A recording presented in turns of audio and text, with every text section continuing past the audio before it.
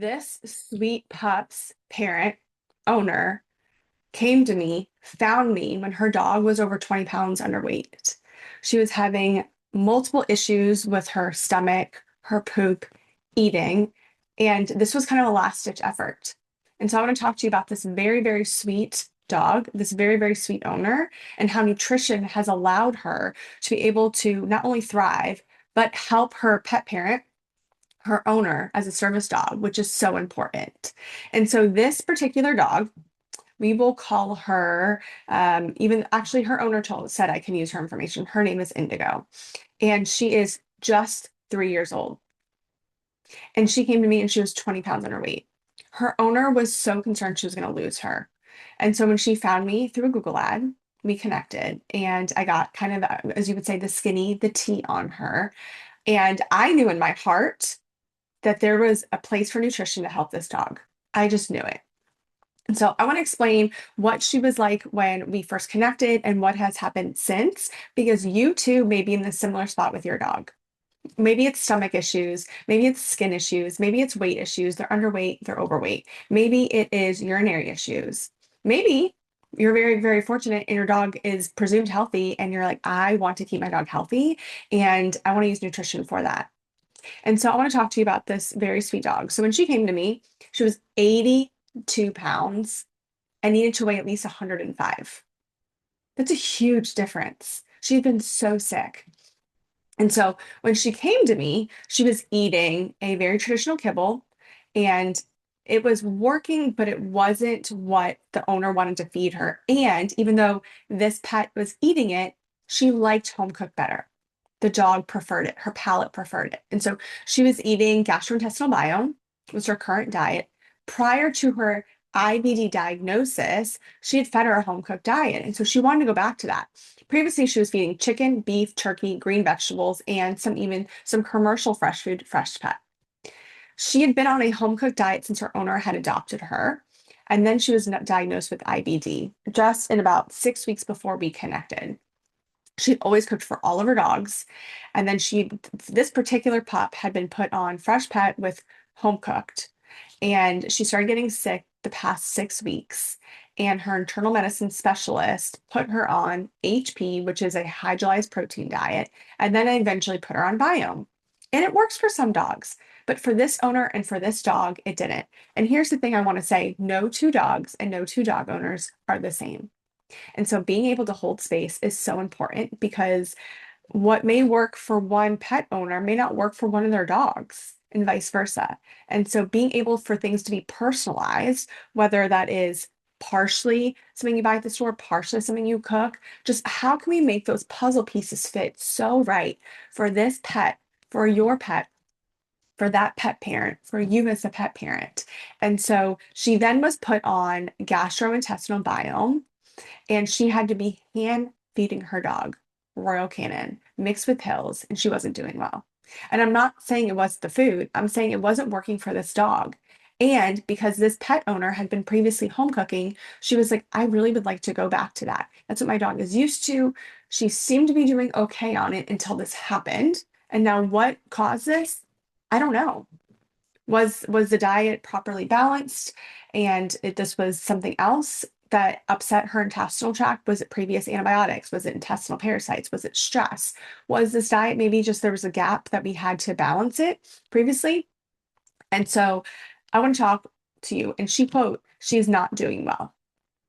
She wanted to have her dog on a healthy diet again and help improve her dog's health because her dog had lost so much weight. And it wasn't like this dog was in a place that it needed to lose 20 pounds. And so when we met one on one, we spent 40 minutes talking about her dog specifically. She had filled out a form, so I had all this information before. I knew she was on prednisone. I knew she was on Serenia. I knew she was on omeprazole. I knew that she was on ondansetron. I knew that she had been diagnosed about 5 to 6 weeks ago. I knew that she was a picky eater. She doesn't like organ meats. I knew that her owner wanted her pet parent wanted her to gain back the weight and regain her health. I knew that she wanted to have something to help treat her IBD with food. She was currently, actually, when we connected, hospitalized for aspiration pneumonia because she had vomited because her IBD was so flared up. Oh, and by the way, this dog only has one kidney. So that was all information I got before we even met one-on-one. So that when we met one-on-one, we were able to take a deep dive into this special pup and how to align with this pet owner. What were her expectations? Could they be met? And so that's why when we meet to talk, we are so intentional. This is not just a history session where I'm getting history on your dog and I'm like, yep, feed this, feed this, feed this, and move right along. It is so personalized. And so we talked about, and I'm going to take just some blurbs from the consult itself, is we talked about what symptoms, signs she was having, diarrhea and vomiting. And she had had this pup since she was 12 weeks old. She had been on a variety of diets, including HB and gastrointestinal biome. She had a history of urinary incontinence. She had been on antibiotics for UTIs. I was like, ding, ding, ding, ding, ding. This dog has been on recurrent antibiotics its life. No wonder the gut is not normal. And so, what can we do to help repair that? And so, she was in the hospital for aspiration pneumonia, gonna need more antibiotics. And so, she wanted to transition her back to a home cooked diet that would help support her IBD. So we discussed the dietary management and we talked about maybe some novel proteins. So maybe some proteins that this pup had not seen before. And rather than just blanket recommendations, because what I don't do in a consultation, like, oh, your dog is IBD, let me pull from these recipes, here you go. Okay, what potentially could work for this pup? What is she like? What is she not like? What does the owner have access to? What is the owner willing to invest in? So it's all part of the puzzle. And so we talked about probably skipping chicken and beef. Those are common allergens. Now, every dog with IBD that maybe has some food component to it doesn't mean that that's going to be an issue. However, it's something to consider. And so we suggested alternatives like duck, pork tenderloin, that was new for her, lamb, venison. We were, if we had to go so exotic as rabbit, also I had to make sure that the owner had access to get these types of proteins, that they were available to her. And so we wanted to talk about how this diet needed to be formulated. High to moderate protein, poultry probably wanted to avoid other than maybe duck, and that it needed to be kind of a little bit lower in fat and it needed to be easily digestible carbs.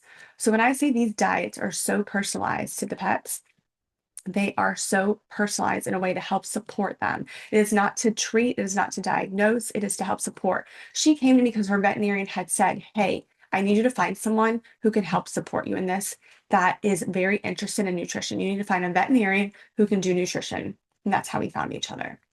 I also recommended avoiding inflammatory ingredients, so corn gluten, canola oil, vegetable oil. And I wanted to do a gradual introduction for her.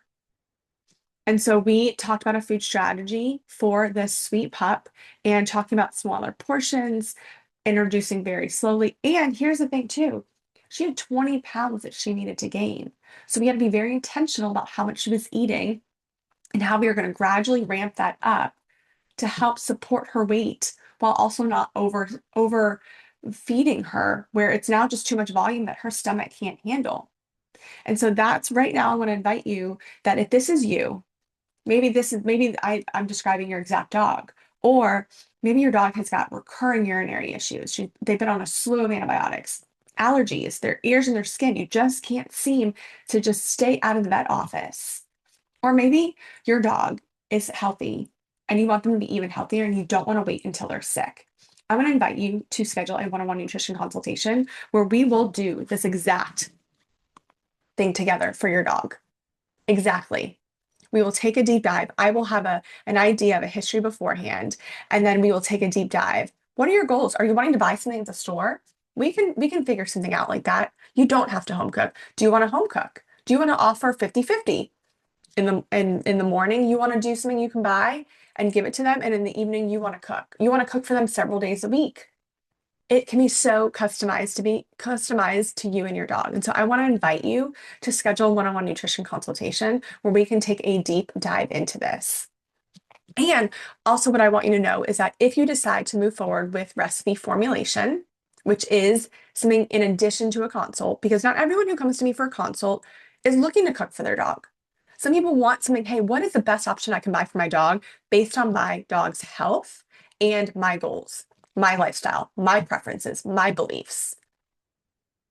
And so if you decide that you want a homemade recipe for your dog that is balanced and formulated, it also comes with email support. And so that has been so integral for this pup and this pet parent is that while she has been moving through these recipes and having her pup gain weight, I have been there, email support. And so it's not just a one and done. These aren't just your recipes. And so I want to invite you that you either one is an option for you. And what I mean by that is the consultation, and then you have the option to move forward with recipe formulation. It is not a you have to do this. And I have some pet parents who have a consultation, they come back to me 2 weeks later and like, you know what, I've thought about it. I do want to cook for my dog. And I've had some pet parents come to me, we have a consultation, they decide to do recipe formulation, they do it and they're like, you know what? This is great. I love it. My dog loves it. I'm going to do half of this and then I'm going to feed something from the store that we talked about during the consultation as the other half of their nutrition. Because anytime you can offer your dog, and this goes for cats too, anytime you can offer your pets less processed food that is formulated and balanced as their nutrition, the better. If you can swap out, and when I say balanced and formulated, not necessarily for treats, if you can offer them fresh fruits and vegetables in place of packaged treats, if you can offer them some fresh food that is formulated as part of their nutrition that they eat as their meals, even better. So let's go back to the sweet pup Indigo. So we're still in the midst of our email support. In fact, we decided to extend it and to help really support through these transitions of these recipes. And so we talked about specific proteins. We talked about how much fat percentages. We talked about what type of fiber that we want. We talked about ingredients that we're going to be looking for. And so we talked about things that we want to avoid. We wanted to avoid common allergens, chicken, beef, eggs. We wanted to avoid high processed fats like fatty meats, bacon, maybe poultry skin, seed oils, butter, lard, excessive amounts of coconut oil. We wanted to be aware of irritating fibers. So legumes, peas, lentils, chickpeas, wheat, corn, soy, gluten. Raw vegetables probably weren't a good idea. Broccoli, kale, maybe even some carrots that are uncooked may have been too irritating for this pup. Being mindful of our food additives and preservatives. Guar gum, xanthan gum, artificial colors, BHT, BHA, propylene glycol, cheese, yogurt, milk. So we went through what does she like? And what I had this sweet pet owner do is, hey, over the next few days, let's try some things very, very simply to see what else she likes so that we can add diversity to these recipes. So that way we can add diversity to her gut and help strengthen it. I want to read you some beautiful emails I've gotten about this sweet pup. So one of the first ones, I wanted to let you know that Indigo is doing very well. She absolutely loves the first recipe, loves it, which is great. I want her to love it, but how is she doing on it? Because it's important. I can create a beautiful recipe for your dog, but if they don't like it, that doesn't work.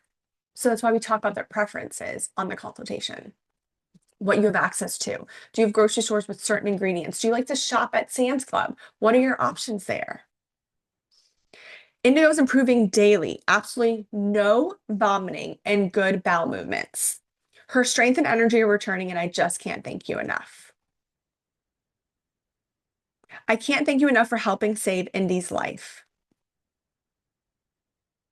She has an appointment with her internal specialist next Thursday. I can't wait for her internal specialist to see Indigo's incredible improvements, thanks to you.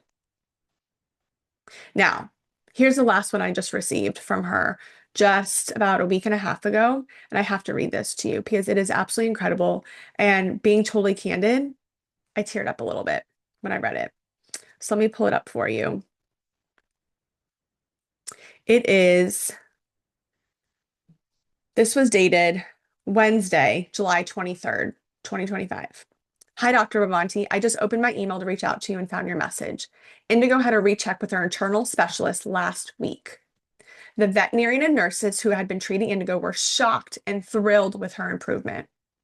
She gained back over 10 pounds already and isn't having any symptoms of the IBD. It gets better. The veterinarian had told me that he didn't have a lot of hope that Indigo was going to recover after her last hospitalization.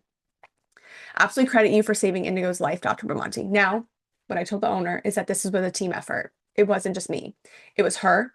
It was her medical team. There was a lot of us involved. We all had a piece to the puzzle that we brought to the table. She was a very sick dog when I contacted you, and your diet has restored her to health. Indigo was taking over 10 medications daily. Let me say that again. Over 10 medications daily. Since I started working with you, Indigo is taking one medication. One. She went from 10 to one. Currently, she has been completely transitioned to the pork meal.